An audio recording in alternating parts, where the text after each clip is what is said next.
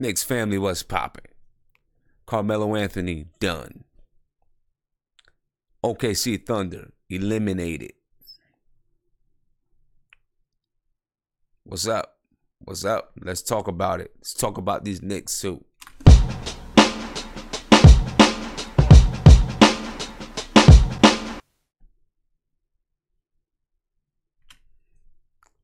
What's poppin', family? Interesting game. Interesting game. Wow. I really thought, it was a good game. Okay, I'm not going to say OKC didn't put up a fight. But I actually thought OKC was going to have a better chance to win. Nobody came through. Nobody came through. You know what I'm saying? Russ, of course, Russ did what Russ does.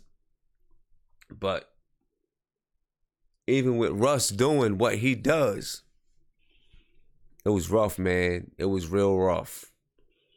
Their offense is just, I don't know, man. I don't know where they go from here. You know what I'm saying? They can't continue this way because it's not going to work. You know, they can't continue. It's not going to work. PG got robbed at the end of the game. Ariel, you know what? You're right. He got fouled. He definitely got fouled on that three.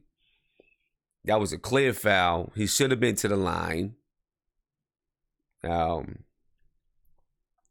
sure how the refs could actually miss that call. You know, of course, Russ came through. Russ had a monster game, as you would expect Russ to do. You know what I'm saying? What do you have? Let me pull this up. Let's see what Russ had. I don't remember everything from it, but he had. Let's say this. Russ had a monster game, but he also pulled some wild shots that I thought hurt their chances of winning. You know, and I know he was the only one scoring for a while, but there's just I don't know. There's times when you got to know how to, keep it under control. You know what I mean? And Russ didn't know how to do that. I don't think OKC is going to win with Russ ever. That's just my opinion. You know, if you look at Paul George, 45 minutes, 5 points. He came up real small in an elimination game. Real small. Real small. 2 for 16, 12.5% field goal percentage. He had 8 assists, but he also had 6 turnovers. PG came up real small. You know, Melo came up small. Only played 25 minutes, 7 points, 3 rebounds. You know, Melo didn't do much out there.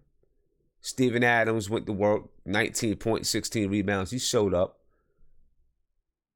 Russell Westbrook, 43 minutes, 46 points, 18 for 43. He took, okay, now this is my thing. And, you know, like Marco Berry is saying, you know, when PG is 2 for 16, what do you expect? I get that, but their offense is not fluid at all. Russell Westbrook took 43 shots. He had 46 points on 43 shots. 43 shots. To put that in perspective, the team as a whole took 93 shots.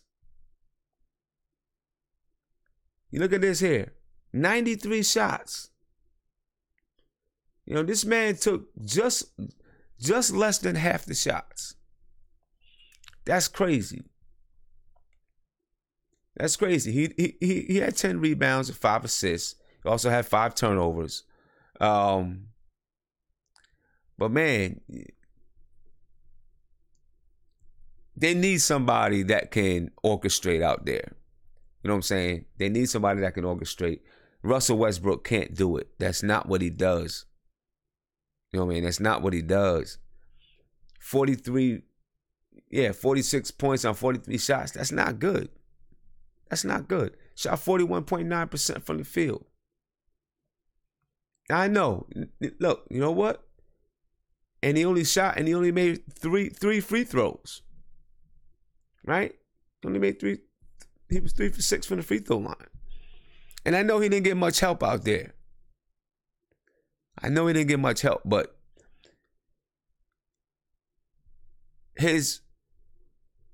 some people don't understand when I say his assists and things like that are hollow, but they're hollow, and this is proof. He had 5 assists, but they didn't mean anything because he took 43 shots. He'll get assists just because he flies to the basket. Somebody's going to get open. But it doesn't mean, just because you get someone open for a layup, it doesn't mean that you're actually helping them to get better. You're actually helping them. He does work with Steven Adams off that pick and roll, but that's about it. You know what I'm saying? That's about it. You can't have that from your point guard. That's your starting point guard. I don't care. I mean, I know if you're having a super hot night, in my opinion, if you take 43 shots, you know what I'm saying? You should have like 60 points or something. And you're gonna have nights when your point guard is hot, right? And they're gonna take a lot of shots. But I don't know. Russell Westbrook, he was doing all that he could do. I'll say that. But when you're shooting 46 points on 43 shots at 41.9% from the field, that's crazy. So I don't know what's going to happen in OKC. They're going to do something. Something's going to happen in OKC. But Utah, just like someone just said earlier, Utah is just a better team. Had better chemistry, better ball movement, better defense. Just a better team. They're a cohesive unit. They're not going to get past Houston. I doubt it. Right? I doubt that they're going to get past Houston. I hope that they give them a really good fight. Hope they can fight Houston. But besides Houston, they have chemistry. They work well together as a team. They play as a unit. OKC, they don't play as a unit. They're not a unit. You know what I mean? They're not a unit at all. And I think we're gonna see we'll probably see some serious changes with OKC. Melo, I mean, it's hard to say exactly what it is. Obviously, Melo's lost a step, and he's not the same Melo that we've been used to. And we could see it some last year. Melo would get his shot blocked a lot. We're missing layups. But I still don't believe that the drop-off is this sudden and this quick. I picture more of a slow decline for Melo because of his style of play. And, Melo's not the kind of guy that relies on athleticism. He really relies on craftiness and a good mid-range jump shot. So I still don't believe that we're seeing this quick of a decline. I think it has more to do with the lack of a system there in OKC. You know what I mean? And if we see it, I can guarantee you, if we would have seen Melo in Houston, it would have been a total different Melo that we've seen. He may have still only averaged 17 to 18 points, but it would have been more consistent. I mean, more efficient, I believe. You know what I'm saying? Smith Jr., you say Melo is bum sauce. OKC needs to keep PG-13 and get rid of his sorry butt. Well, I don't know if OKC is even going to have that option, to tell you the truth. You know what I'm saying? I don't think they're going to have that option. Melo can opt into his contract, which is where he's going to make $28 million. You would think that Melo is definitely going to opt into that contract. And Paul George is an unrestricted free agent. So it could definitely go the opposite way for OKC. It could go that Paul George is gone and Melo stays. BN, I disagree. I think that Melo would be able to keep up with the Rockets' pace.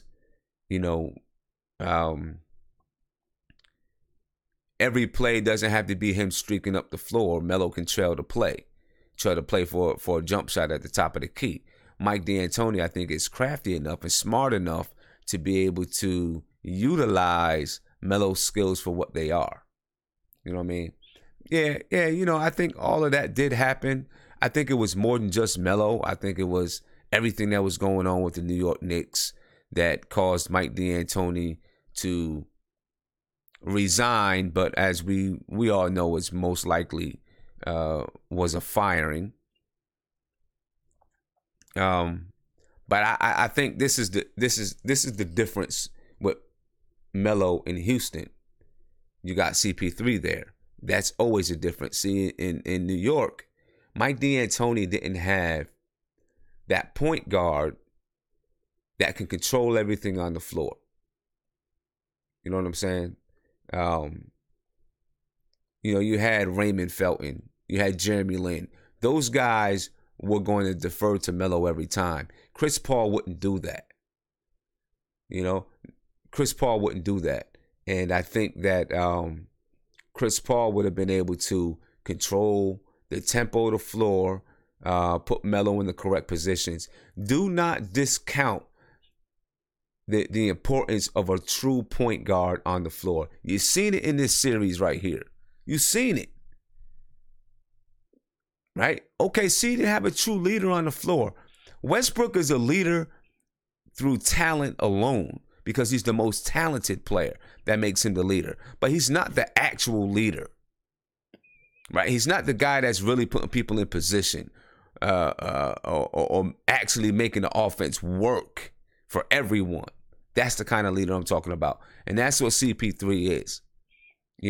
Now, Marco Berry, you say I'm wrong. Trevor Ariza is better than Melo. It's not even about Melo being better than Ariza or Ariza being better than Melo. Melo might have come off the bench. It's about him being able to fit.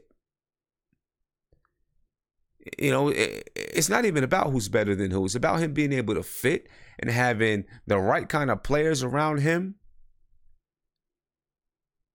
that would understand where he is in his age, where he is in his abilities, in a coach that can put him in those positions. And when you have someone like CP3 who Melo respects, Melo would go and do what D'Antoni says, because you have that leader. You have that leader. I think that would have been the perfect fit for Melo. That's the reason why they were pushing to get him there. Now I'm not saying Melo was gonna average 25 a game. He may have still averaged 16, 17, 18 points a game. But it would have been more efficient. I think you would have seen a different Melo. That's my opinion. You know what I'm saying? That's definitely my opinion. And I think that it was just a debacle in OKC because there was not a leader on the floor. Melo. If you look at the past, look at Melo's past. You look at when Melo's had his best seasons. You know what I'm saying? When has Melo had his best seasons? He's had his best seasons when he's had a true point guard that he respects. Right? He had AI on his squad one time. AI is not your type of point guard that's a leader. AI is more like Russell Westbrook. AI was a leader through heart, but not really the kind of guy that's going to facilitate and run the team. When they had AI, they were ousted. You know what I'm saying? When the next year, when Denver traded AI, Allen Iverson, for Chauncey Billups, that's when you seen Melo have one of his best seasons, and you seen the Denver Nuggets go to the Western Conference Finals. Same thing in New York. Melo had nobody. He had Chauncey Billups, but Chauncey Billups was old. Raymond Felton, all these guys. And then Jason Kidd comes, somebody that can really direct things out there, facilitate, who Melo respects. And Melo had one of his best seasons. That's the kind of guard he needs, and that's why Chris Paul. That's why him being, if he would have went to Houston, Chris Paul would have been able to do that. So I wouldn't discount Melo opting out and trying to get to Houston. I wouldn't discount it. I think Melo's going to take the money. That's been what Melo has done in the past, but he's made a lot of money. He's made a lot of money, and if he's unhappy there, and you can see he's unhappy, he might opt out, and maybe we see him go to Houston to see if he can revive his career. We'll see. We'll see how it is. Yeah, you're right. That's when Melo was 20-something. Now, see, I think you guys will get me wrong. I don't think you guys are understanding. Maybe some of you guys aren't really listening. I'm not saying that Melo's going to return to prominence and be the best player on his squad. He may still be the third player, the third wheel, the fourth wheel. Right? But if you put him in the right position and you put him in the right situation, Melo can still be a valuable player. That's my opinion. You know what I'm saying? Melo could still be a valuable player. If he's in the right situation. Now, Melo probably isn't going to opt out. You guys probably right about that. He probably won't opt out. He's probably going to take the money, or maybe he's going to opt out and then try to accept the trade, but no team is going to trade for him. Let me back that up. That's not true. Some teams somebody might trade for him if they have some guys that have longer contracts and they want to try to free up money for 2019. Maybe somebody will trade for him. You know what I'm saying? Because if he opts into his contract with OKC and then accepts a trade somewhere in 2019, he'd be an unrestricted free agent. And that team would obviously have cap space if they had some players that would, that had longer contracts that they wanted to trade for Melo. So who knows? Who knows how it's going to go? So we'll see. We'll see. We'll see how that works out. OKC is definitely in a funky situation. You know what I mean? I agree. Melo is probably a sixth man now. And unlike other people think, I believe that in the right situation, Melo will come off the bench. I just think that he will. You know what I mean? Melo, listen, obviously I don't know him personally, but I know people that's been around him. I live close to Baltimore. I actually had a chance, and this is God's honest truth. I will, right hand to the sky, right hand on the New York Knicks. I worked, I was a counselor for youth in a detention center, and had another counselor come in. His name was Carlton Carrington, Bub. Right, and I coached the team that was there.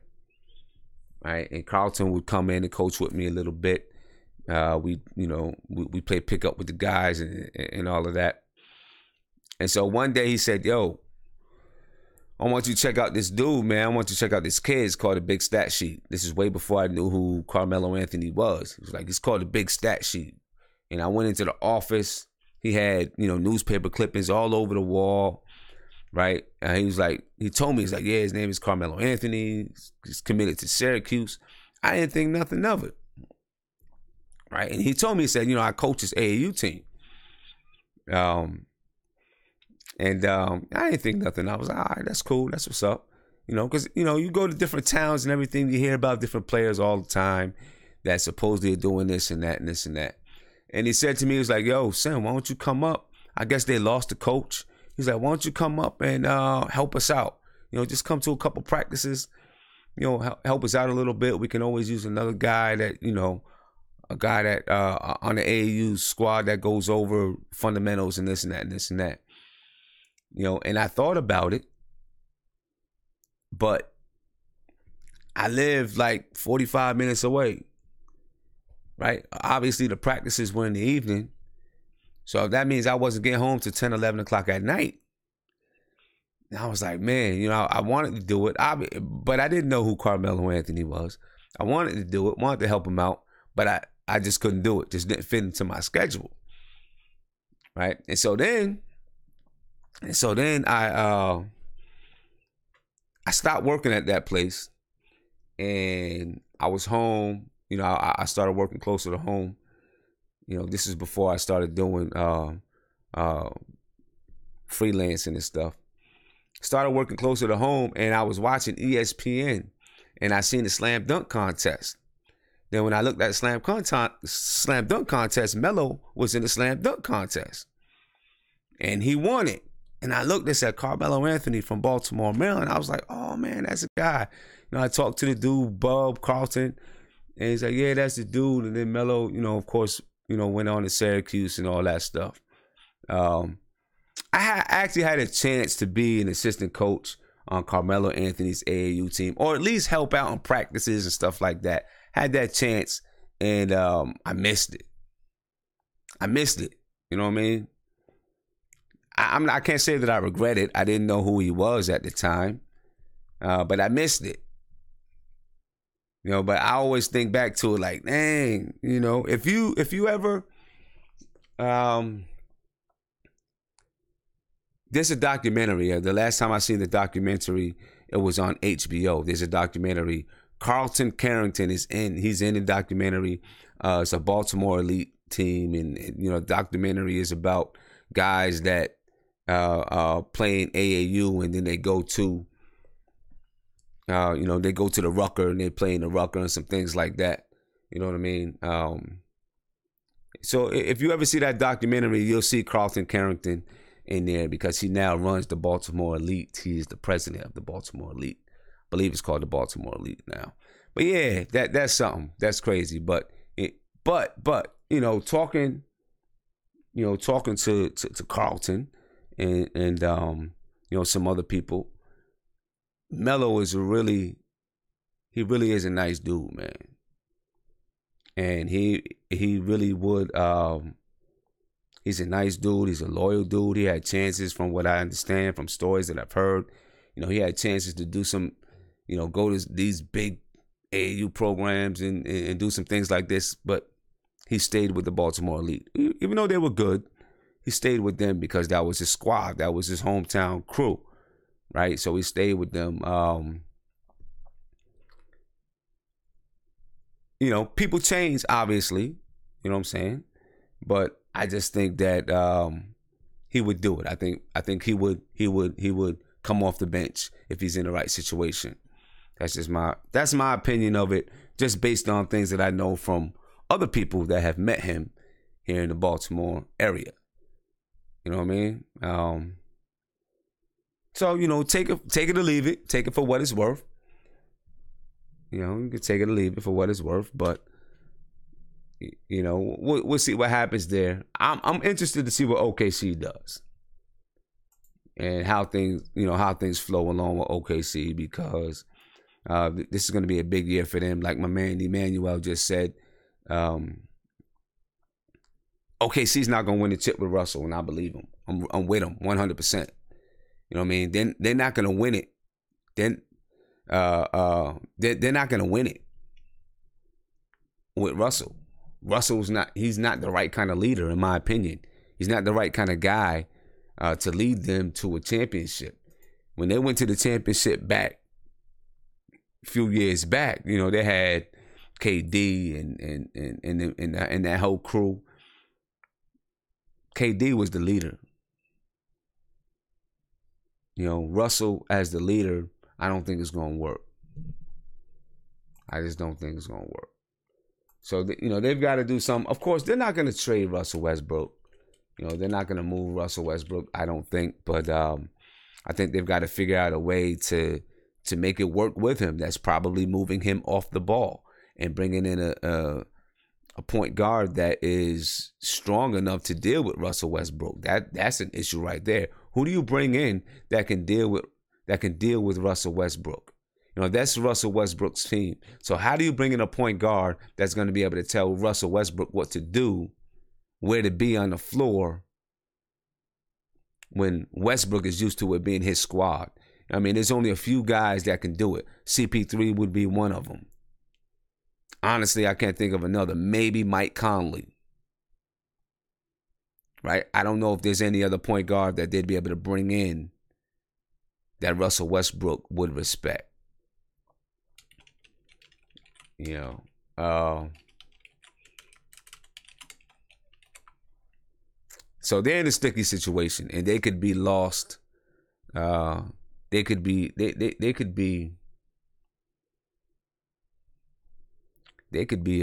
know, I don't know. It could be a rough summer for them.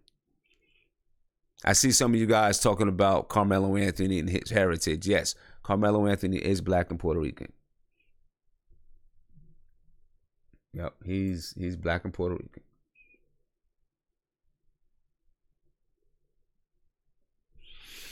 So there we go. So that's the news on the OKC Thunder. You know what I mean? And it's I feel bad for Melo, man, because I wanted him to have a good season. I wanted OKC to do well. I wanted him to actually have a chance to do something, but it wasn't to be, man. Wasn't to be. You know, wasn't to be.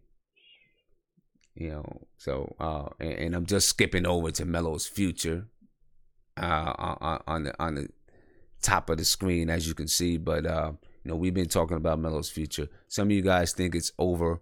I think Melo needs to find the right spot. JR, yeah, Melo will definitely go into the Hall of Fame. I'm afraid right now he may go into the Hall of Fame without a championship, or he may go into the Hall of Fame.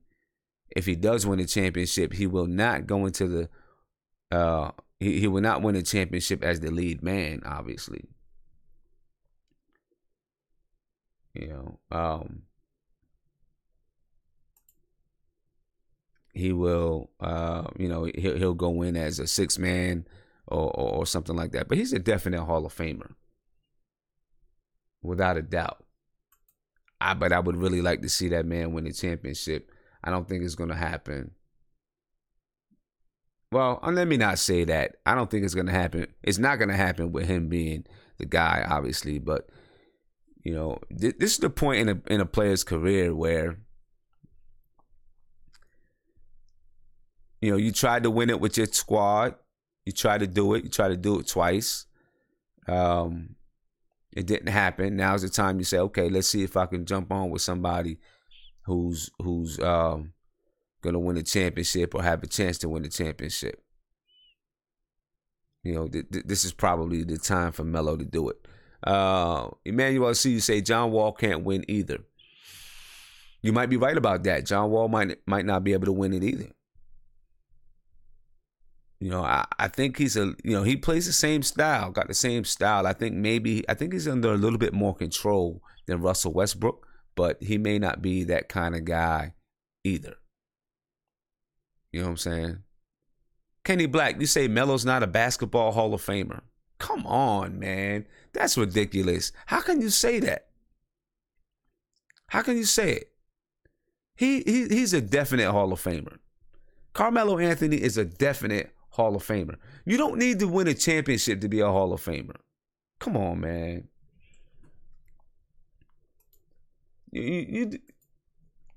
Come on. Dominique Wilkins is in the Hall of Fame. Right? He had the same kind of career as Melo. Melo probably had a better career because he's won 4 Olympic championships. He's won an NCAA championship. His career average is 24 points, 6-7 rebounds, 3 assists a game. Only thing he's missing is the NBA championship. You know what I'm saying? He won a championship in high school. Come on, man. It's no way that Carmelo is going to be left out of the Hall of Fame. No way. No way. 10-time All-Star. 24th all-time leading scorer in the NBA. Come on, man. I'm not with you on that, Kenny Black. You know what I'm saying? Maybe Melo couldn't get over the hump and win an NBA championship and lead a team to the NBA championship, but he is a bona fide Hall of Famer without a doubt.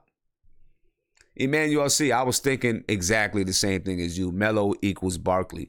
I'm with you 100% on that. Yep. I'm with you 100%. So, Kenny Black, explain how Melo's not a Hall of Famer. Explain that to me. Please, I'm asking you, please, to explain it to me. Because he hasn't won a championship. If he won a championship, right? If he won a championship, you're then going to tell me that he's a Hall of Famer because he won a championship? If he would have won a championship? There's plenty of players in the league that have made it to the Hall of Fame with less accomplishments and achievements than Melo.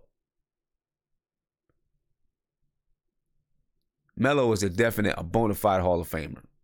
Bona fide. Bona fide, without a doubt. In my opinion. I don't think there's any question about it. You know what I mean? I don't think there's any question about it. Melo's going to be in the Hall of Fame. It's too many achievements. Like I said, high school championship, NCAA championship, 4-time Olympic gold medalist, 10-time All-Star, 24th on the scoring NBA of all-time leading scorers. You know, there's no doubt about it. No doubt about it that he's going to be in the championship. I mean, he's going to be a Hall of Famer. No doubt about it. Yeah, Kenny might be drinking a little bit. I don't know if maybe you out at a bar or something like that, and you got some guys around you, you got some people around you, hitting you with some trick knowledge or something like that, man. But I don't know what's up, man. What it is. I'm opening up the lines a little bit. You guys want to talk? Call in, talk to me a little bit. Skype in. Let's talk about Melo, and then let's get in and talk about these New York Knicks. Let's talk about these New York Knicks a little bit. So give me a call. Can't believe Kenny Black said Melo's not a Hall of Famer. Can't believe you, man. You're disappointing me, bro. You're disappointing me. Just because you can't get it done, doesn't mean you're not a Hall of Famer. It's so many players that haven't been able to get it done and they're in the Hall of Fame. Come on, man. You hurt my heart, Kenny Black. Word up. You hurt my heart, man. That's a bad move right there. That's slander, man. Come on. You hurt my heart with that.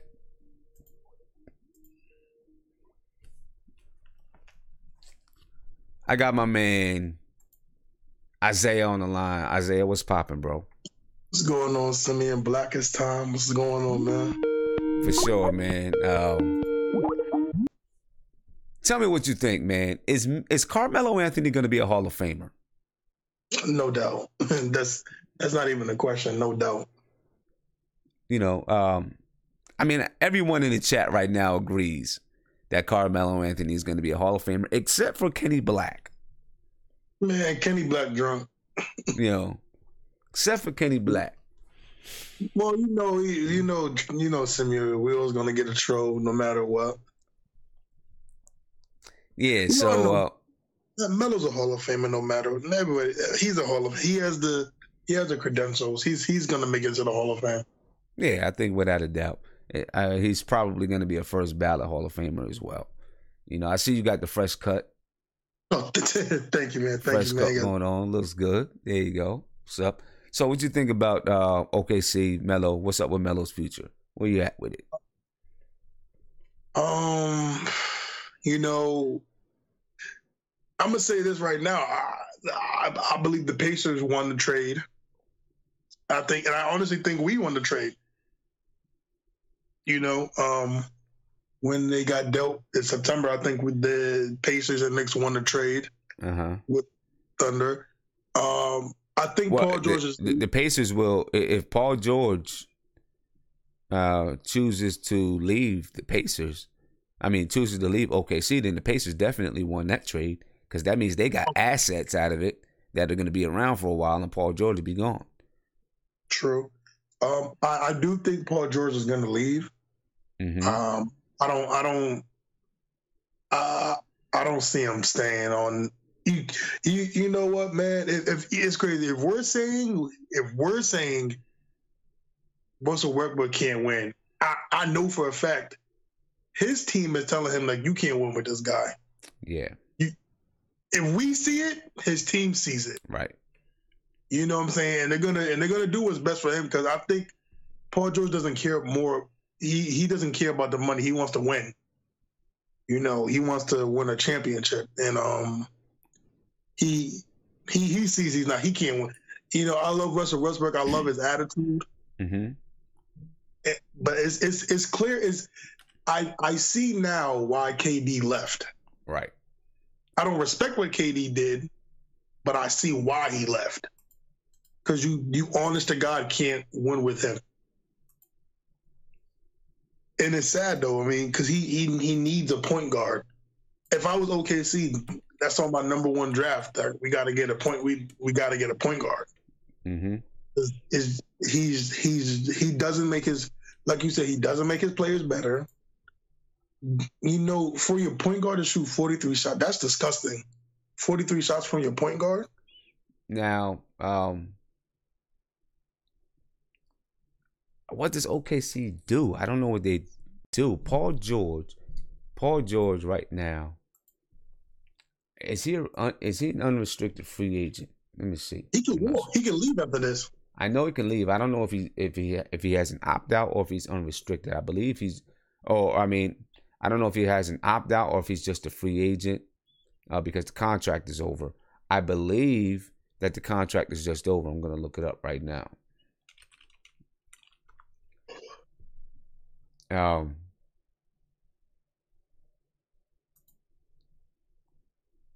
Let's see.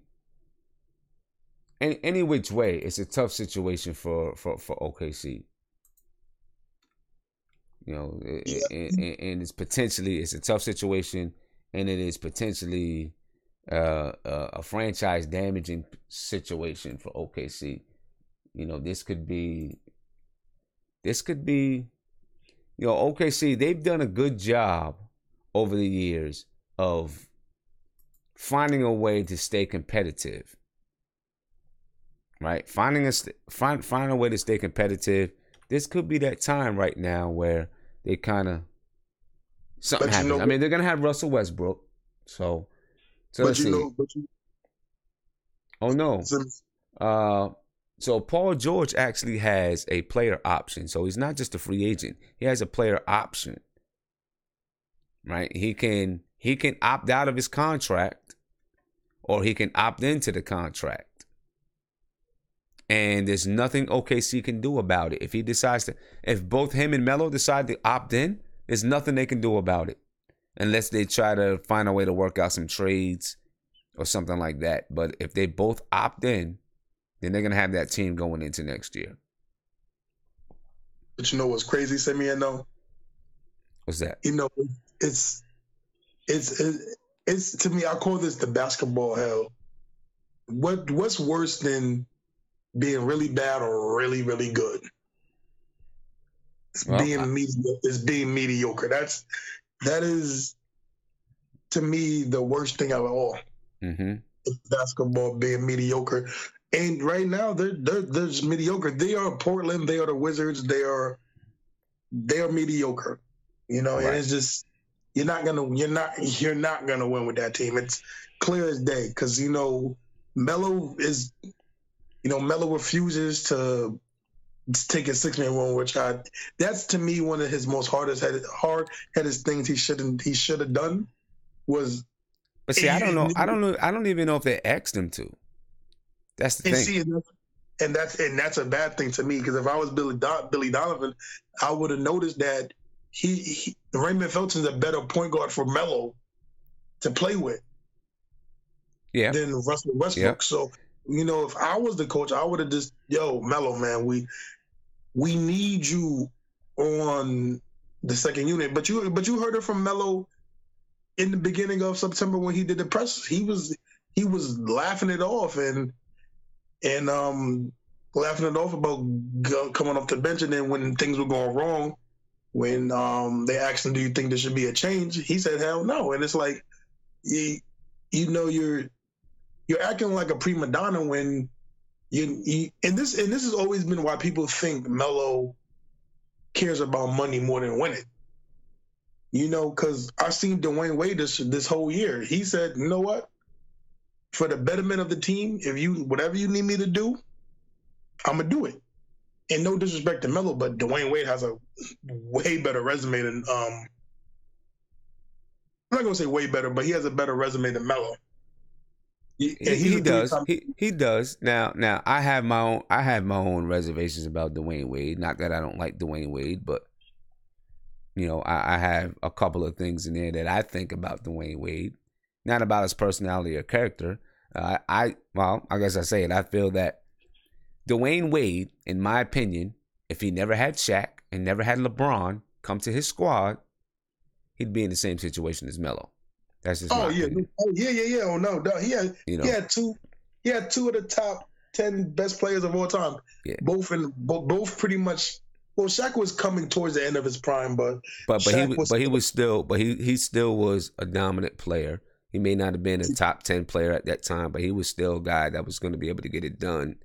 When Dwayne Wade had the teams to himself, they were ousted in the first round and didn't make the playoffs. True. When it was just him. Now, but that's a testament to his to Miami Heat's management, right? They put players with Dwayne Wade to make sure that they capitalized on Dwayne Wade's ability. No, definitely. But I have my own opinion about him. I think that without those guys, I don't know if Dwayne Wade would have won a title. Unless, obviously, if they would have put some people around him. But from what I've seen, when Dwayne Wade was without Shaq, without LeBron, he didn't do nothing. His teams were ousted in the first round. So, his teams were ousted. They were gone. Yeah, definitely. But I don't take nothing away from D Wade though. D Wade is, he's been a monster throughout his career.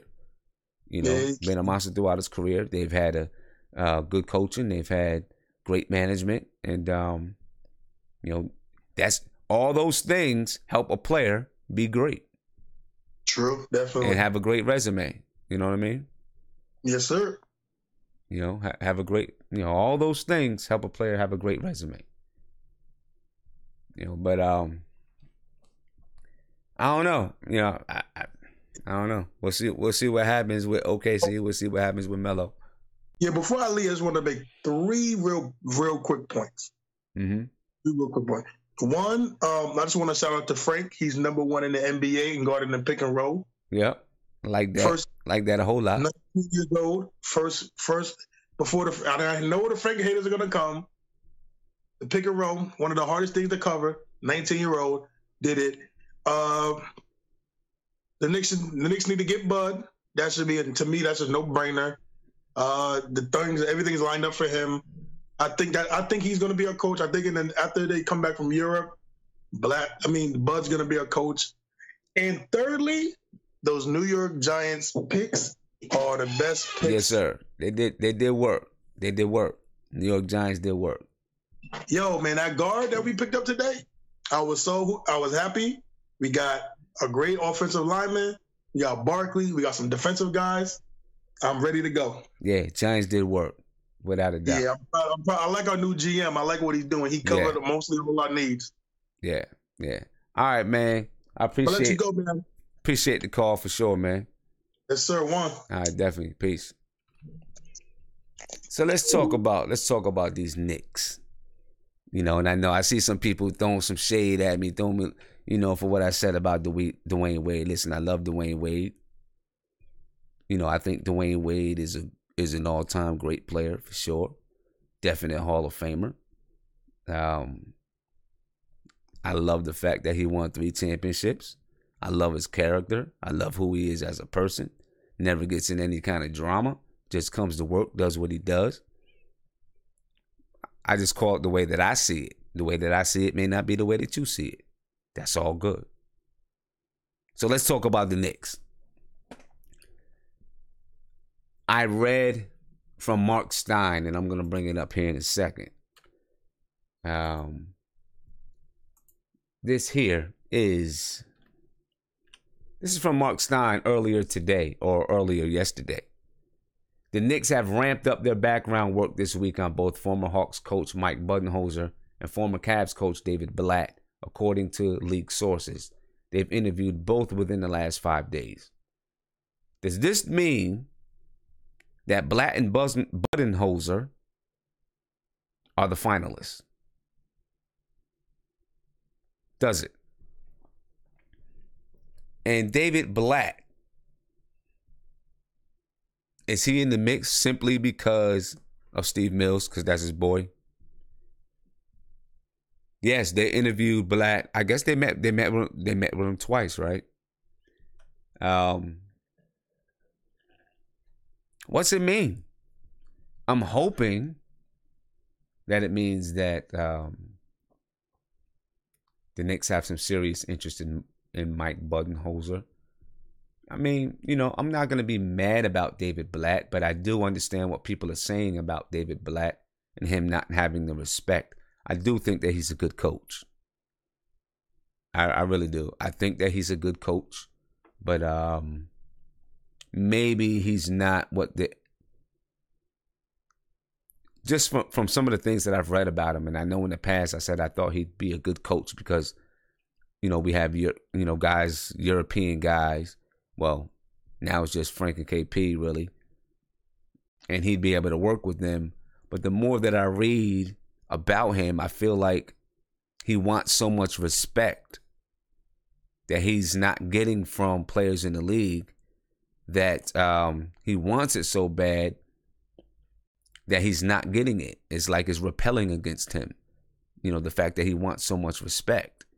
The story that I read, and I'm sure you guys might have seen it and read it, when he won his first NBA game, LeBron James and the crew, they offered the game ball.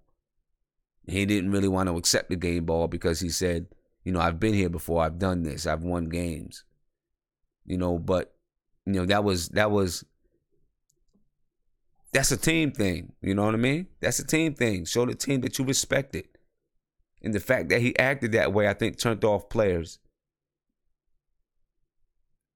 Turned off players, and so maybe he will. A lot of what I've seen some people say, some people called in and said he would have a hard time. He might. I agree with them. I agree with him. He might have a hard time gaining the respect of players. So I don't know if he's actually the guy that you want. Maybe they feel that he's the guy because he'd be coaching young players, and that the young players are gonna automatically give him respect. Because that's what most young players do. When they get in, they kind of give you that respect.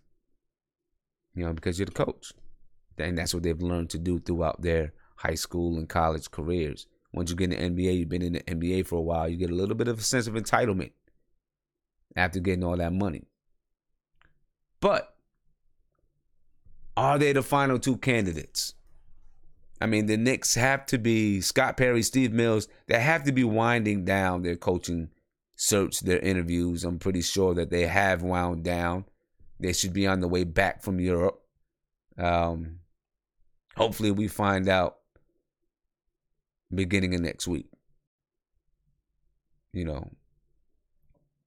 And then we can move forward. Daniel, I see you say Sunday night. Maybe so. But I'm interested to see if it's, with these two. I also seen something that Kenny Smith said. I didn't get a chance to listen to it. Kenny Smith said something about his the Knicks approaching him or whatever it was. I didn't get a chance to listen to it, but when I do, I'll get a chance. My man Tony Crow is coming on the line, and you're kind of dark there, bro. I can't see you.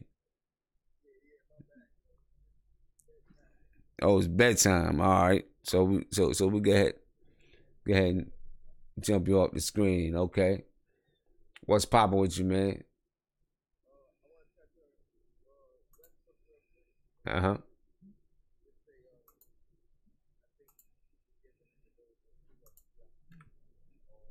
Think so.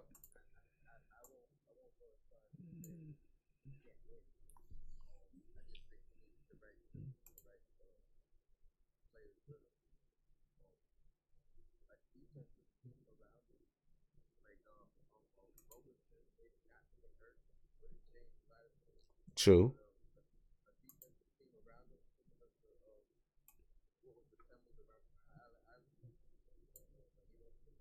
Okay.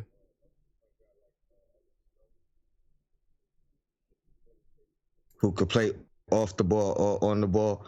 You know what I mean. That's what he needs. And I think he could go a whole lot further. I just wanted to definitely touch on that real quick because I think he got a little bit too much flack. Yeah, you know and let me I had to get the sound up for a second. So what Tony said, for those who didn't hear, is that he thinks Russell Westbrook is getting a little bit too much slack, and that he needs a team around him that kind of like what Philly did with Allen Iverson back in the day, a defensive team with a point guard similar to what Eric Snow did for Iverson. That could work, especially the point guard, especially that point guard situation. That could definitely work. I think that's the biggest issue. I mean, without Chris Paul, you could have easily said the same thing about James Harden. And then KD leaving. You also got to take in effect to where KD went, because had he went to some other team, almost any other team, there's no guarantee he was winning. True. You know what I mean? So I just think, people go a little bit too hard on Westbrook. He's definitely the common denominator. I won't go as far as to say he doesn't make his teammates better, even though I will say this. Cantor proved, I thought he made Cantor better, and obviously Cantor is pretty damn good. I think he made Cantor better in like emotionally. Yeah. Right. Absolutely. Emotionally, I think the thing about Westbrook,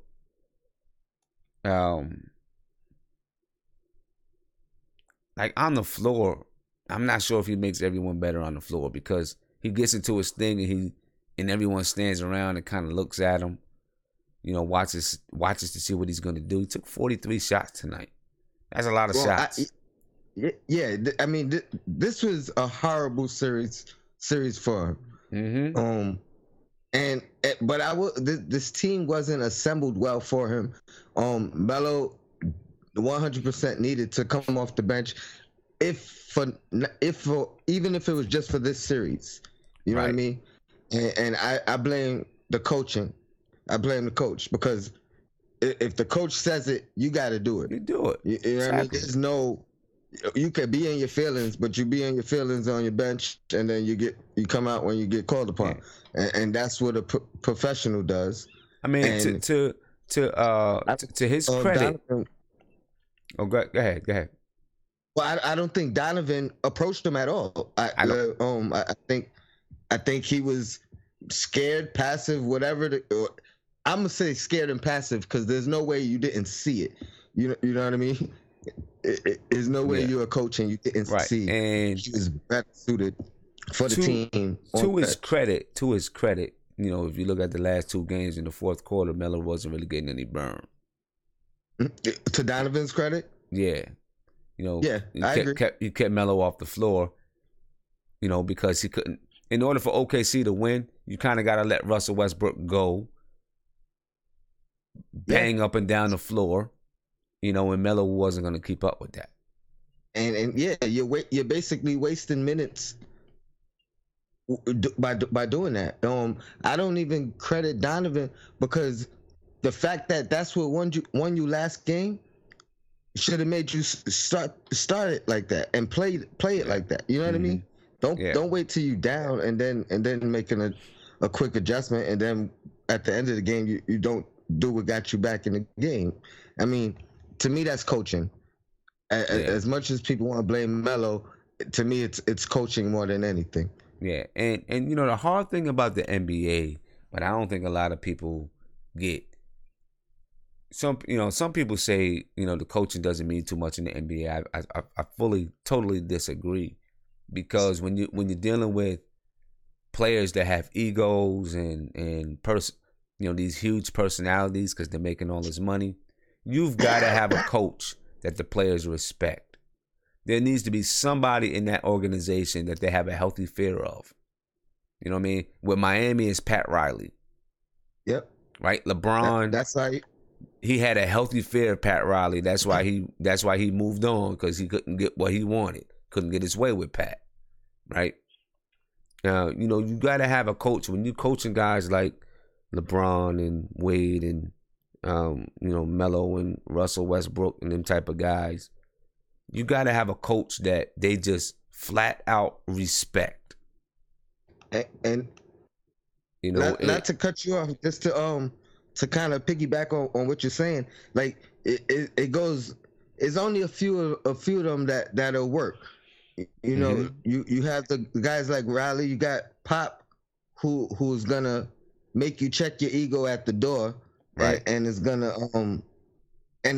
bring in players that fit, that that don't necessarily have the ego, but believe me, if you come in, you're gonna check your ego at the door. But a guy like Riley will let you have your ego and massage it and show you how to use it and when to use it. Yep. So it's you definitely need those type of guys, and Donovan is not it, man. Exactly. Donovan is not one of them kind of guys. They just like Jeff Hornacek is not one of them kind of guys. Exactly. Exactly. So OKC, they got some decisions to make. And so do the Knicks, because if you think about it, I mean, I still don't know much about Blatt as far as like personality wise and stuff like that. So I can't really comment too much on him. But when it comes down to like a guy like Bud, you already know he's gonna be in that pop field where it's check your ego at the door.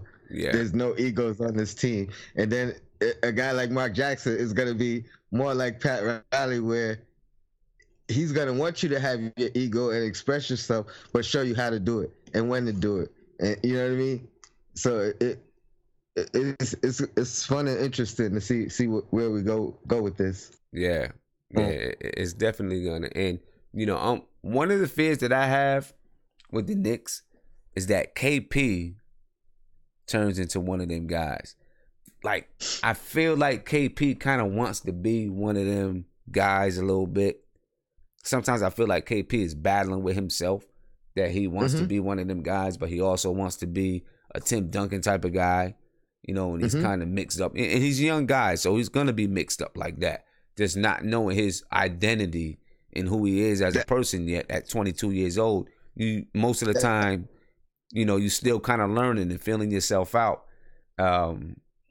I feel like sometimes he wants to be that superstar guy with the ego, and sometimes he wants to be that fundamental guy without the ego. I think he's caught up in between, and I hope he doesn't go. You kind of got to have a little bit of the ego, though, right? In the NBA, if you're going to be a star, but you got to know how far to go. He needed it just coming into New York, being booed, and no one knowing who he was. Right. You know what I mean? And I think that's why he kind of got away with going overboard you know what I mean, at certain little points and times because of the beginning. And me being a glass half full kind of guy, that's why I was saying it was kind of a blessing in the sky, him getting injured, because now he kind of has to check his ego and prove himself again. Yeah, and you know what I mean. Yeah, but he can't be the over arrogant guy now. You know what I mean? It's almost like he's getting drafted again, and now it's just proving the doubters wrong and proving to himself. And you know what I mean? So, and that's the KP I like. Yeah. And I see some people in the chat, saying that, KP learned that from Melo. Some of it could be true. Some of it could be true. I don't know. I can't say what went on behind closed doors besides reports that we get. Some of it could be true. You know what I mean? Hopefully, if it's true, hopefully, KP will have some different mentors that come into the Knicks that help him to go in a different direction. I'm not sure he's fully there. I'm not sure he's fully a prima donna type of guy. I think he's kind of caught in between. He doesn't know if he wants to be or not. I agree 100%. I've seen both sides. I've seen him say a little bit too much and some iffy stuff, but 9 times out of 10 he says the right things. Mm-hmm. Or, you know what I mean? So I got to go with the 9 times and give him some slack. But I definitely see what you're saying, and I agree with you, and I think that the injury is going to have to humble him. Yeah, I think it will. I think it will humble him. I think it will. I hope so. I hope so. I hope it humbles him. Bless you. Thank you. I hope it humbles him, and he comes back. He comes back ready, stronger mentally.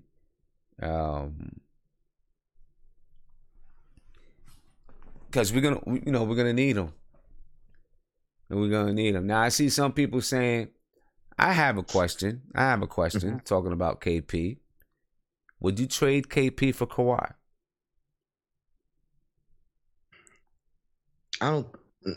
Nope. Because Tommy Beer, he's on Twitter. He put out an article. I didn't read the article. I just kind of seen what it was said on Twitter. But the article basically it said that the Knicks should trade KP for Kawhi Leonard and build around Kawhi. This is what I'm gonna say. If that's what we're thinking, and that's a possibility, the only way I'm doing that, it has to be an absolute win.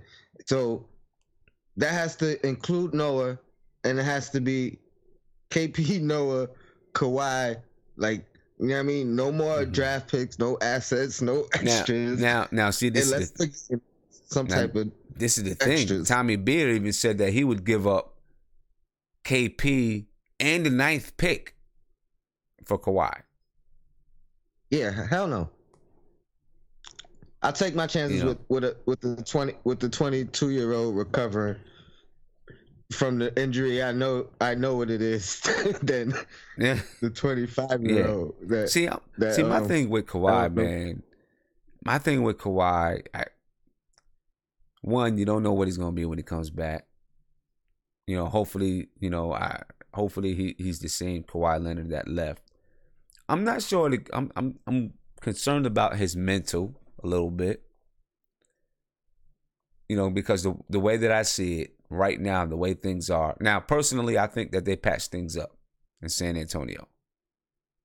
But the situation right now to me is like, if Kawhi sat out and he truly was not injured, then you left your team hanging out there. And I don't think that's good. Right? I agree with that 100%. And then but then the speculation is that he was misdiagnosed, and that is why he sat out, whether he was healthy towards the end or not. but his issue was with him being mixed diagnosed. And if that's true, and they're putting his career at risk, and you know what I mean, I got to side with the player. Yeah, I get that. I definitely get that. But then, of course, but if it was the case that he was healthy and he just was disgruntled and so he didn't come back, his team are going to say things to cover it up. So, we just, you never know what the full truth is. And then my thing is, if he wasn't healthy enough to come back, right, then is he going to be healthy enough to play next year? So, it's just a lot of questions for me. Yeah, absolutely. It's weird, especially with players not opting. You know what I mean? Like Isaiah not opting to go for that surgery in Boston, like that. You know what I mean? I don't know. He wanted $200 million this summer. He ain't getting that. Right. He ain't getting nowhere near. Oh yeah, nowhere near that. Right. You know what I mean? And that's another issue. Like if it's anything similar to that with Kawhi, I mean he's taking a chance on himself by sitting out or whatever. Yeah. But that's another risky situation. Yeah. And then Emmanuel C has a very good point. We don't know what Kawhi looks like outside the Spurs system. I don't know. I feel like it's chance. The Spurs system is kind of like Duke. You know how you get all these guys that go to Duke and they're stars at Duke, but then when they come into the league, they don't perform the same way because they're not in that same system. Sometimes it's like Patriots. That with Spurs guys or the Patriots, right? And it's not just the Spurs system; it's the accountability. It's everything that surrounds the San Antonio Spurs that keeps guys in line, and keeps them performing at peak level. Yeah. So I don't know. I just have some questions about Kawhi Leonard and his contract. I just don't know if we're ready for that right now. And I don't know that you build around a guy that's basically sat out for a year. He's going to be, I think Kawhi Leonard, he'll be 27 soon, I believe. I thought he was 25. I think he's 26 right now. Okay. Let me see. Yeah, Kawhi Leonard is 26, and he's going to be 27 in June 29th. He'll be 27. Right. Okay. So now we're looking at a guy that is. Let's say we traded KP for him this summer. We'd be looking at a guy that's going to be 27 years old going into next year. Who at 27 years old, you should be at the peak. By the time we can actually put a team around him, he's 30. Exactly. It makes no sense. We're going to be expecting him to LeBron the team. You know what I mean? Right. Until we get the players in. Right. I mean, even though, I mean, I don't know who's free, but I mean, best case scenario, I guess if it included Noah and both our bigs opted out, we would at least have a little bit of money to go after another player. But I mean, I say no. I say we stick to this youth movement. We stick to these draft picks. We stick to these the development of our own players. Yeah, I'm 100% with that. I mean, when you look at Kawhi Leonard, we've never done it. Huh? We haven't done it in my lifetime. We haven't what? Kept our young players or have a young team and develop them. You know what I mean? Like, I mean, Hewan would be the only one that developed as a Knick, and you know what I mean. Other than that, we haven't kept our picks. Right. I used to love all of our draft picks and then see them shine on the next team that they go to. Yeah, exactly, exactly. So, yeah, for sure. Your Blackest Time. Shout out to the. Let somebody get some love. Keep doing your thing, Sam. Yeah, for sure. All right, no doubt. Peace, bro. Yeah, that's an interesting question, my man Tommy Beer. put out that article. I don't think the Knicks. I think it would be. I don't think it would be a smart move to trade KP for Kawhi Leonard. In my opinion, KP is younger, has more years to grow and develop. Kawhi Leonard. Basically Tommy Beer was saying that Kawhi Leonard is so much more better than KP, that he is a bona fide franchise cornerstone player. I'm not sure if he really is that. I mean, Kawhi is just coming into his. You don't know what his arc is going to be, his career arc is going to be like. Kawhi could have 2 or 3 years at the level that he's played at and then drop off. We don't know. You know what I mean? We don't know. Kawhi's been a premier player in 2014, Kawhi averaged 16 points per game, 7 rebounds. He really became a premier player in 2015. He averaged 21 points, 6.8 rebounds. 2016, 25 points, 5.8 rebounds, 3.5 assists. I don't know. I think it's backwards. Kawhi, Supreme Ali, Kawhi could definitely be Danny Granger. That I picture that. That's what I see. You know what I mean? That's what I see.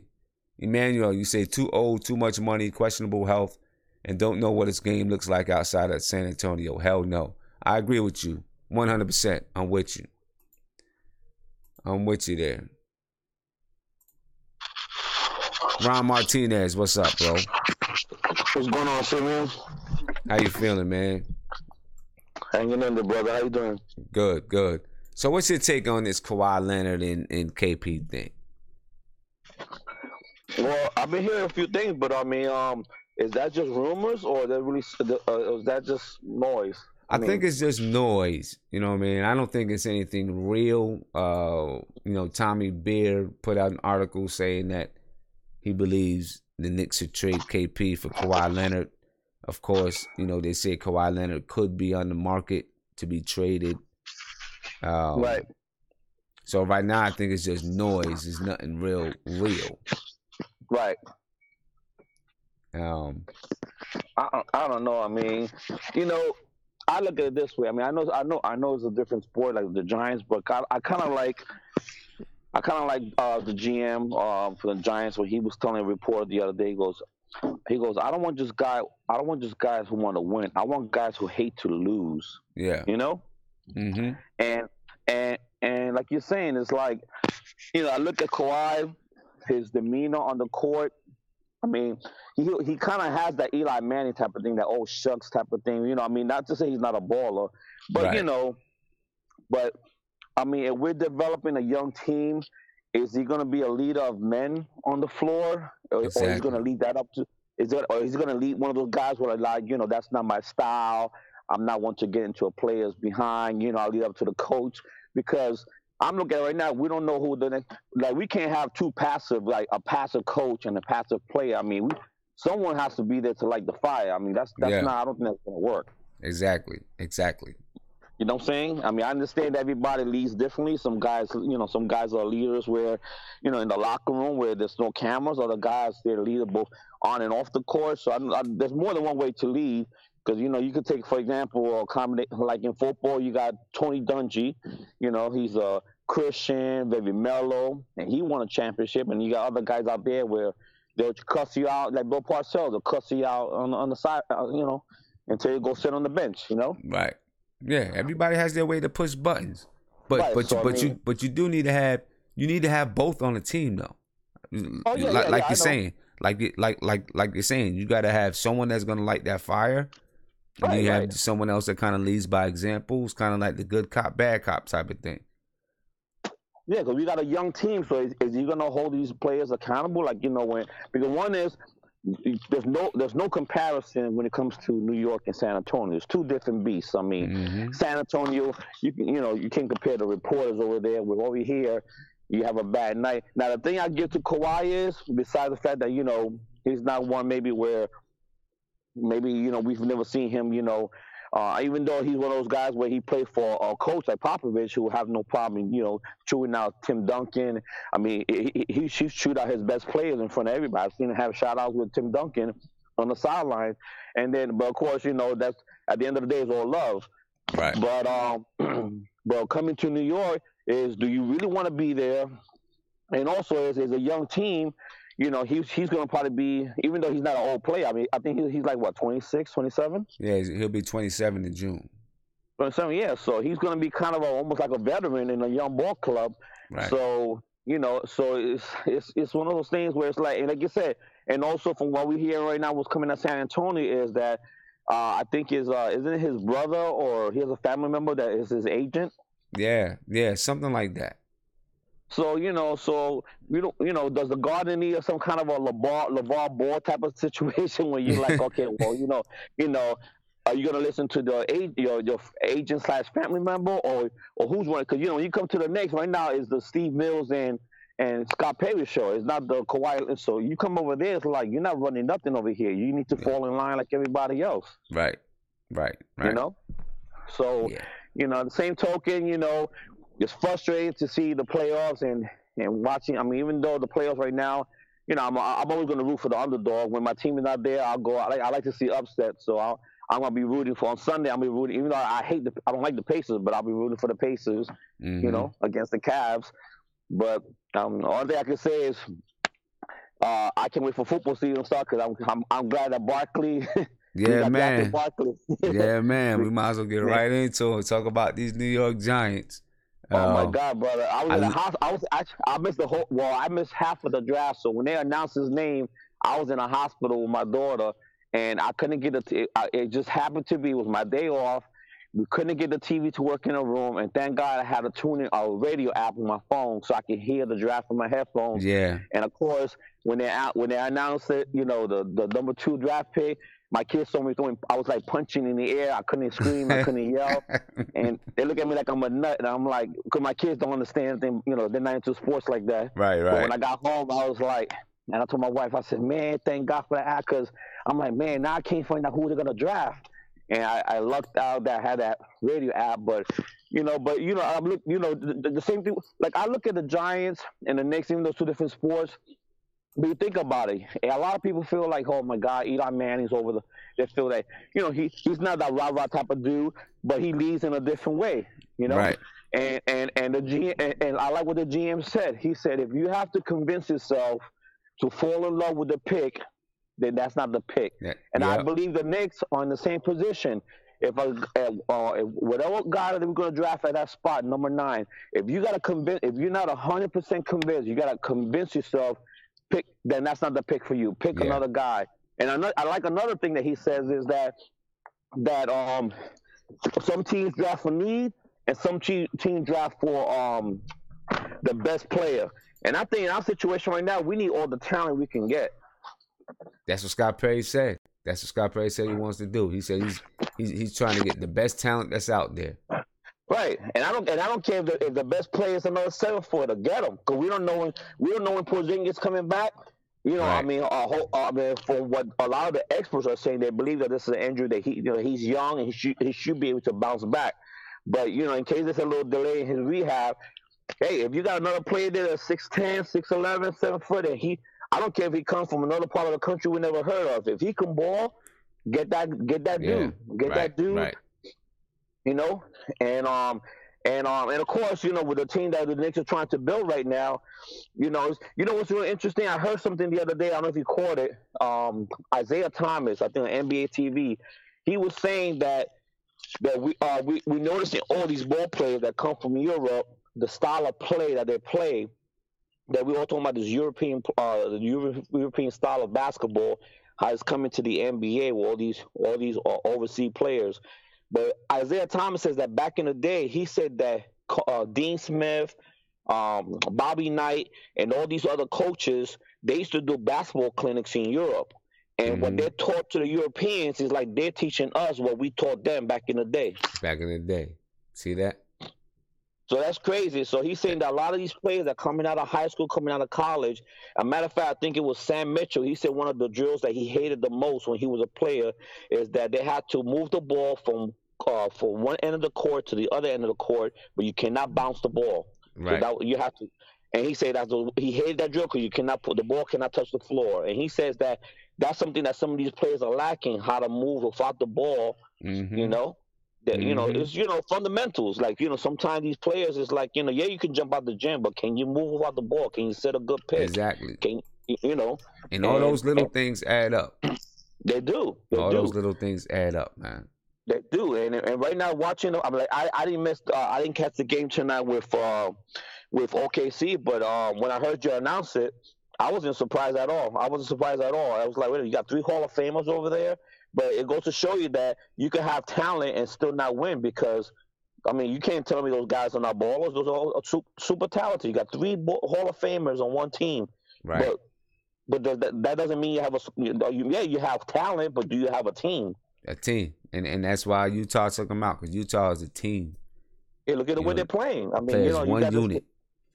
Yeah, and that rookie over there, he's just making them look like, you know, like they're scratching their heads. It's like, you know, now what I really want to see over the summer, I want to see if he does that. I mean, I know this is the first year. I want to see pump the brakes. I want to see if he does this next year because if he does, because you know how the NBA is like anything else. Once they figure you out, they're going to try to find your weaknesses. But this guy, for a player his age on this stage and not turning the ball over, I mean, I think that's impressive. I'm like, man, this kid is like, what he's doing is amazing. So, but you know what? I feel bad for Melo too. And, you know, I'm a big Melo fan, and I wanted him to succeed when he came to New York. I mean, that was the closest thing. I mean, I know he's no LeBron James, but I mean, I felt like, man, you know, we finally got, you know, a superstar type of talent.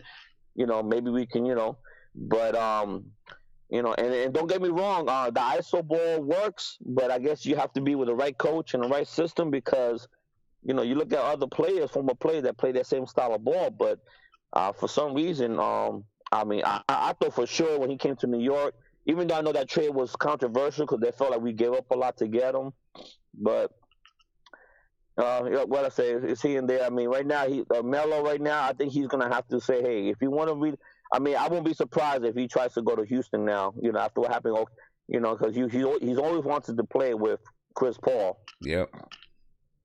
You know? Yep. I wouldn't be surprised. I mean, Melo will probably take the money, take the $28 million, but I wouldn't be surprised if he opted out and went to Houston. Well, you know, the way I look at it is he's getting to a point in his career right now, which, you know, I know he has all these business ventures outside of basketball, but a lot of these ball players, I mean, you know, you listen to a lot of these ball players. Like, I remember like David West, when David West was a free agent, he turned down, there was a team offering him, I think, like 11 or 15 million. He went to play with, I think, San Antonio. He was taking the veterans minimum. So, you know, you get to a point in your career where how much you've made, all the money you can make. Now you have an opportunity to win. Yep. You know. Yep. And also, earlier, I mean, I had to take a phone call earlier, but right before I got a phone call, I heard you one of the callers. I guess they were writing on the chat saying that Melo's not a Hall of Famer. Well, that person needs to be drug tested because right. For me, you know, there's a saying out there is that anybody can get a championship ring, but not anyone can be a Hall of Famer. Yeah, exactly. But there's a lot of guys who rode the bench, you know, and they got a championship. I mean, what's that guy that we had? He got a championship with LeBron, and he was on our team. What was his name? He was Eddie Curry. Eddie Curry. And now you know he in the Hall of Fame, and he got a ring, dude. Right. You tell me he's better than Carmelo? Right. Exactly. You know what I'm saying? You know, I don't think he even played when I saw him dancing up and down the bench. That boy barely got any playing time. I'm like, and he got a championship over Carmelo. Now, what's wrong with that picture? But then again, don't tell me that he's a Hall of Famer. Right, exactly. That's what I'm saying, for real. So, you know, when people come to you with a mess like that, say, "Come on, man, you need to go to bed. Go to bed, man. Come on, you know, take a nap. Get out of that mess about it." He's not a Hall of Famer. I mean, come on. I mean, Jerry West, didn't he lose like 7 NBA titles? I mean, something like that. Yeah. And you don't hear nobody. He's the logo. Yeah, he's the logo, right? You know what I'm saying? He's the logo. He won't. He played more of those titles than LeBron. He's the logo. Shoot. Yeah. But yeah, brother. But All right, you know, like I said, man, we'll see what happens. You know what I'm saying? Hopefully, so right now, what's the latest in the? I heard that are they down to 2 candidates now, or that's just? Well, we don't. Mark Stein. He said that the Knicks have ramped up their background work on Mike Budenholzer and David Blatt. You know, so they're digging more into their background. So I mean, that kind of looks like maybe that's the 2 directions they might want to go. So we'll see. I wonder if the David Blatt, because I think he wasn't he a teammate of Steve Mills in college? Yeah, Princeton. Yep, they went to Princeton. I won't be surprised, man. And they ran that. I think that's the offense that they used to run in New Jersey when Jason Kidd was there. Was the Princeton offense? I don't know if that's the same. But that Princeton offense. Mm-hmm. Before they say he's a great coach. I mean, David Blatt. I mean, I think he got a raw deal in Cleveland, though. Yeah, it was rough for him in Cleveland. I don't think because when they hired him, I don't think he knew that he was getting. I think when they hired him, LeBron wasn't even in the picture when they first hired him. He wasn't. He came in to coach Andrew Wiggins and Kyrie Irving. And then LeBron came with his crew. Yeah. And I just hope that he can, if he is, that he can gain the respect. That's going to be the issue. Can he gain the respect of the players? Yeah, because that's because I mean and the other coach is the one that used to coach in Atlanta, right? Budenholzer, he was a coach. Yep, coaching in Atlanta. He came from San Antonio, right? Yeah, he was in San Antonio for like 17 years. Right, and he also I think he also coaches that same style of offense, that right? Because I remember in Atlanta they got that similar style. Ball movement, defensive guy, develop players. Yeah. Help develop Tim Hardaway, turn Tim Hardaway around. Help to turn him around. Well, hopefully this will be that's what I'm saying. With this coaching carousel, man, it's got to. Hopefully, this is somebody that can. Because I'm worried about right now is like, is KP gonna be included in this, or they just like? I'm wondering, like, what happens? He gets a coach, and then KP's like, nah, I'm not. I don't like this coach. Then why? He's gonna want to leave. Then what? Right. And then we're back to square one. Yeah. Oh man, what are you gonna do? Yeah, it's crazy. It's the New York Knicks, man. It's New York. It's just it's like I said, the struggles for people don't know. It's like, listen, you got to be a fan. I'm a Knicks fan. I'm a Met fan, and I'm a Giant fan. And trust me, it's just pain on top of pain on top of pain. What? I'm the same thing. Knicks, Jets, and Mets. I mean, Knicks, Giants, and Mets. Oh my God! And it's like, and it's funny because people tell me, "How can you be a Mets fan?" I say, "Cause we got to." I say, in New York, we got choices. We don't have just one team. Right? Got choices. I was gonna tell you before I forget. I saw your video the other day. One of your oldest videos. I came across it for the first time when you was talking about when you went to Mike Tyson's gym. Oh yeah. I never heard of that story. That was cool, man. How you say you went to go box. You went to the box, and your mom's didn't let you. She wouldn't let you go fight with Casamaro, I think it was. Right. Kevin Rooney. Okay, yep. Kevin Rooney. Yep. Yeah. Because I used to go to the gym every day. Every day I went to the gym and watch Tyson and watch him spar. And it would be me and a few other kids. I had a couple of cousins there, and we just sit there and watch him spar. And then they let us jump rope and hit the bags. And I would ask every day, could we get in the ring? He'd always say no. So one day I was the last day there. I was the last person there. And, I asked him, and he wrote the note to my mother. And my mother wrote back and told him, no, let your own son get beat up. Man, I was hurt. Wow. I was hurt. So that was around the time when Tyson was he a pro already, or he was a teenager? He was a pro, but he hadn't won the title yet. Okay, so he was like what, like 19, 20? He was like 18 years old or something like that. Yeah, man, he was a freak of nature, man. When he became a heavyweight, man. Ridiculous. guys putting guys to sleep, guys twice his size. I mean, he was just. It was amazing. At that time, a lot of the young cats don't know that because they don't have to show them videos. But I'm saying, even though I was a Holyfield, I was a big Holyfield fan. But I said, but this guy Mike Tyson, guys were already were in the locker room. They already lost. They were afraid to get in that thing. Already. Yeah. All right, Ron, man. Hey, I hope everything is cool. Everything is good with your daughter. Yeah, she's better now. She just she's had meds and stuff. So thank God they didn't have to admit her. But man, I was going crazy, man. It's like out of all the nights of the week, draft night. Right. So thank God for technology, brother. Yeah, seriously. All right, man. All right, man. Appreciate the call. All right, bro. Take care. All right, peace. Yeah, these New York Giants, man. Impressive offseason, I think. And I'm excited about the season. You see Saquon Barkley.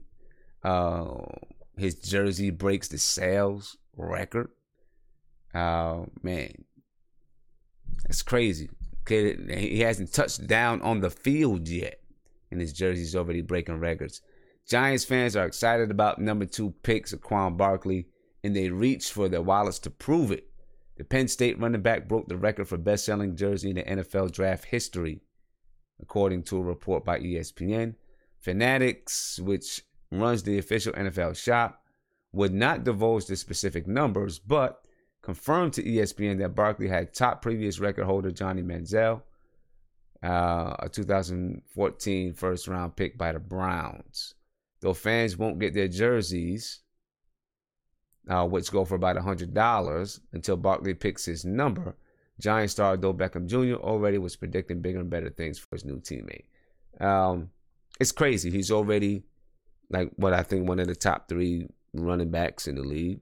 One of the top 3 paid running backs in the league. I think he get like $31 million guaranteed. It's crazy. But it feels like we got a bona fide star. That's what it feels like. And then, we go ahead and we picked up Will Hernandez in the second round to beef up that O-line some more, kick Eric Flowers' butt to the bench. We got some guys in free agency to beef up that O-line. And I'm sure Gettleman is going to continue to work on the O-line and bring in as much talent as possible so that we have an O-line. Man. It's going to be... I'm excited. And look, obviously, you guys see I talk Giants, so I just want to ask you guys, should I start a whole new channel just for the Giants, or just have just talk about the Giants right here on the show, and do some Giants, shows? I don't know. What do you guys think? You guys let me know what you think about that. I don't know if I want to go ahead and start a whole new channel just for the New York Giants, because then I got to manage 2. So I was thinking about just doing it, mixing it right along in here with the show. So we'll see how that goes. Want to see what you guys think about that. But it's been a great week for the New York Giants, in my opinion, and I think that we've helped ourselves win now and in the future. You know what I mean? I think that Saquon Barkley hopefully will be around for a while.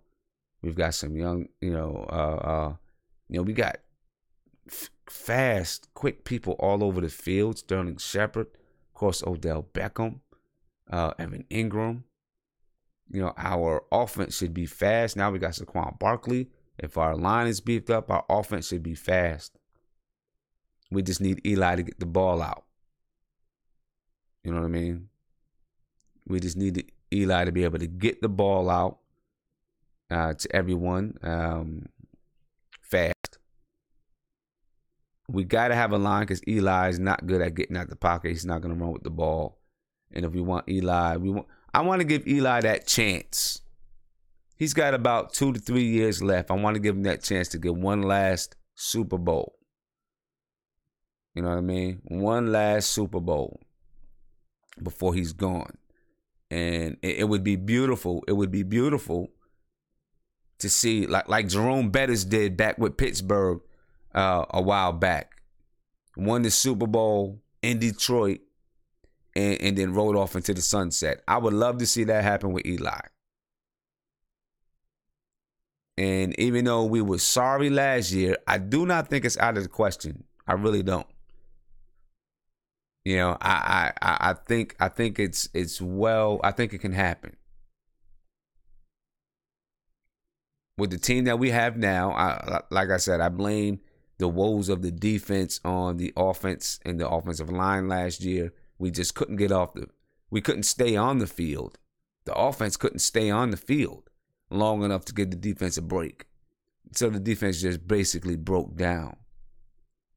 I think we'll come back stronger this year. The defense will. If our O-line is intact, I think our offense will be, I think we'll have a good offense. And,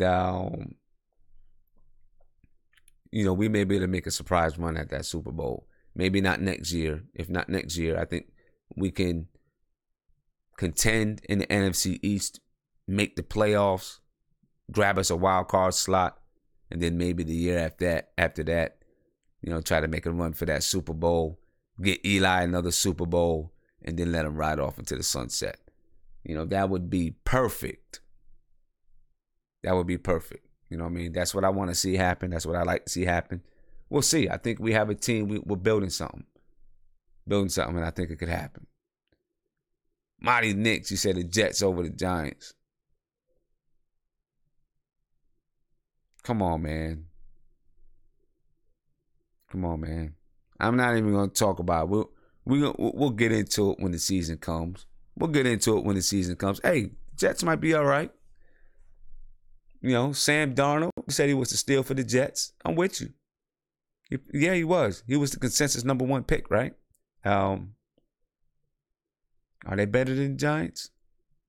Definitely not a better organization than the Giants, but last year, they were better than the Giants last year. The Jets were supposed to be garbage, and the Giants were supposed to be possibly Super Bowl contenders. Obviously, things went the wrong way for the Giants, and the Jets were a little bit better. But I think we're in a different situation today, and we'll be in a different situation going into next year. Exactly, Giants let the rings do the talking, without a doubt. We'll let the rings do the talking. Every time the Jets take the field, they got to cover up the New York Giants Super Bowl trophies. You know what I mean? Got to cover up the trophies because they don't want to see them. Because they're not the New York Jets trophies. Yeah. But I'm happy about what my New York Giants did. And I think that we're on the way. Hopefully the Knicks make a nice little splash, do something in the draft. And, you got the Knicks, the Giants, and even the Jets doing something. The Mets look okay. Always have the Yankees. New York sports scene could be looking up. You know what I mean? New York sports scene could be doing something. We need to have some teams doing some things together. You know what I mean? We need the New York sports scene to be on top.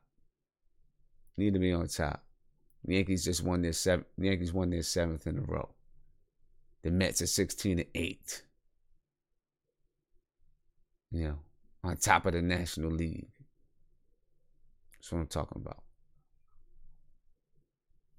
Well, guys, it is 4:30. It is 3:16 in the morning, and I actually got to be up at 7. So I'm gonna go ahead and hit the sack. Call this one a night or morning, whatever it is. Now that OKC is out, we will follow Philadelphia. They were the next. They were the highest on the list. So we'll follow Philadelphia. Now, when will Philadelphia play? I don't know. Tomorrow, Boston and Milwaukee plays tomorrow. So I'm assuming after the game tomorrow, we'll definitely have a winner of the series.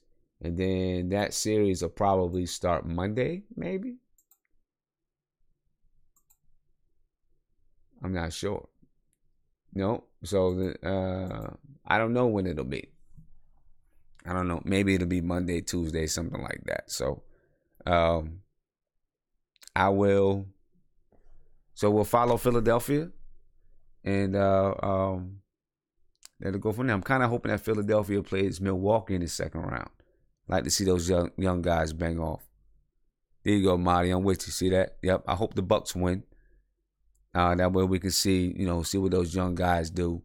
That's the next generation of guys. You know what I mean?